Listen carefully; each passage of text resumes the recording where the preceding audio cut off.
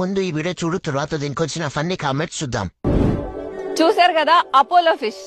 ఈ Apollo fish లో చాలా ఔషధ గుణాలు ఉన్నాయి. చాలా చాలా మంచిది హెల్త్ కి, అలాగే గుండె జబ్బులకు కూడా చాలా చాలా మంచిది. స్టార్ట్ చేద్దాం. ఫేస్ కూడా చూడండి మామ. Aunty, your fish is very big. All agents were just waiting to see the fish eye. ఇంకా నయం అలా పైకి లంగా లేపుతుంటే తొట్టికి వెళ్తున్నామని భయపడి సచ్చా.